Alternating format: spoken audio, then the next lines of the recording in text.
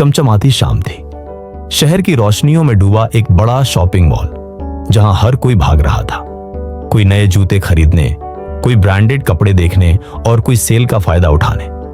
इसी भीड़ में एक अमीर और घमंडी नौजवान रश्भ अपनी नई कार से उतरा। उसके चेहरे पर घमंड साफ झलक रहा था। हाथ में आईफोन, आंखों पर महंगे ब्रांड का चश्मा और चाल में अकड़। उसके लिए सफलता का मतलब सिर्फ पैसा और नाम था। वो खुद को बाकी सबसे बेहतर समझता था। शॉपिंग मॉल के एंट्री के पास ही एक बूढ़ा फकीर फटी चादर ओढ़े झुकी कमर के साथ बैठा था। उसके सामने एक छोटा सा कटोरा था जिसमें कुछ सिक्के पड़े थे। अर्शा उस बूढ़े को देखकर हंस पड़ा। तू भीख मांगकर क्या कमाएगा बाबा, यहां सबको खुद की पड़ी है, कोई तेरे जैसे गिरे हुए की मदद क्यों करेगा। बूढ़ा मुस्कुराया, उसकी आंखों में चमक थी। बेटा, मैं किसी से पैसे नहीं मांगता, मैं सोच देता हूं, जो ले जाए वो बदल जाता है। रश्भ हंसते हुए बोला, सोच देगा तू? अरे बाबा, सोच अमीरों के पास होती है, तेरे जैसे लोगों को तो रोटी के अलावा कुछ आता नहीं। बूढ़े ने सिर झुकाया और धीरे से कहा, बेटा, कभी अपनी सोच को उल्टा करके देख। हो सकता है जो चीज तुझे छोटी लगती है वही सबसे बड़ी हो। रश्भ चला गया, लेकिन उस रात उसे नींद नहीं आई। बार बार उस बूढ़े की बात उसके दिमाग में घूम रही थी। मैं सोच देता हूं, जो ले जाए वो बदल जाता है। अगले दिन रश्भ फिर उसी मॉल गया, सिर्फ उस बूढ़े से मिलने। वो वहीं बैठा था, मुस्कुराता हुआ। बाबा, कल तुमने जो कहा उसका मतलब क्या है? बूढ़ा मुस्कुराया और बोला, बैठ बेटा, एक कहानी सुनाता हूं। सालों पहले मैं भी तुम्हारी तरह अमीर था। बड़ी गाड़ी, बड़ा बंगला, ब्रांडेड कपड़े, सब कुछ था। लेकिन मुझे सब कुछ कम लगता था। कभी घड़ी देखता तो सोचता, इससे महंगी घड़ी क्यों नहीं।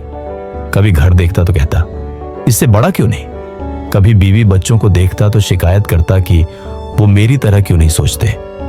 फिर एक दिन सब छिन गया। एक हादसे में मेरी पत्नी और बेटी चल बसी। बिजनेस डूब गया, मैं टूट गया।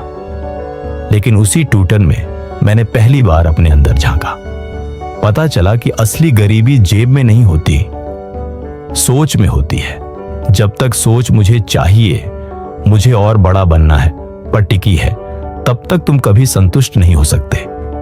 लेकिन जब सोच बदलकर मैं दे सकता हूं, मैं किसी के काम आ सकता हूं, बन जाती है, तभी असली अमीरी आती है। रश्भ पूरी कहानी ध्यान से सुनता रहा। पहली बार उसके भीतर कुछ टूटा और कुछ जुड़ा भी। उस दिन के बाद वो रोज उस बूढ़े फकीर से मिलता। हर दिन नई कहानी, नई सीख। धीरे धीरे उसने अपनी जिंदगी के छोटे छोटे पहलुओं में बदलाव लाना शुरू किया। पहले जो काम वो सिर्फ पैसे के लिए करता था, अब उनमें लोगों की भलाई भी देखने लगा। वह अपने कर्मचारियों से विनम्रता से बात करने लगा। अपने पुराने माता पिता को समय देने लगा, जिन्हें पहले वह नजरअंदाज करता था। कुछ महीने बाद उस बूढ़े फकीर का कटोरा भी वहीं पड़ा था, लेकिन अब उसमें सिक्कों के बजाय छोटे कागज होते थे।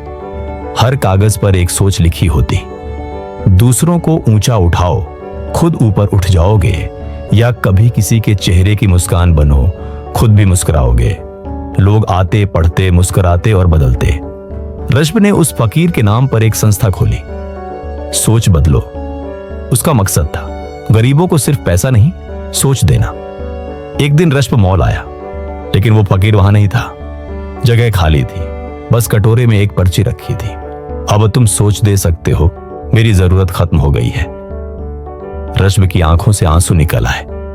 वह मुस्कुराया और उसे पहली बार समझ आया कि असली दौलत क्या होती है। हम में से ज्यादातर लोग सोचते हैं कि सफलता सिर्फ दौलत, गाड़ी, बंगला और शोहरत का नाम है। लेकिन असली सफलता उस पल से शुरू होती है जब इंसान अपनी सोच को बदलने का फैसला करता है। जिंदगी में सब कुछ छिन जाए, तब भी अगर सोच सकारात्मक हो तो सब कुछ दोबारा पाया जा सकता है। लेकिन अगर सोच नकारात्मक हो तो सब कुछ होते हुए भी इंसान अंदर से खाली रह जाता है। सोच वो ताकत है जो एक फकीर को बादशाह बना सकती है, और वो जहर भी है जो एक बादशाह को मिट्टी में मिला सकता है।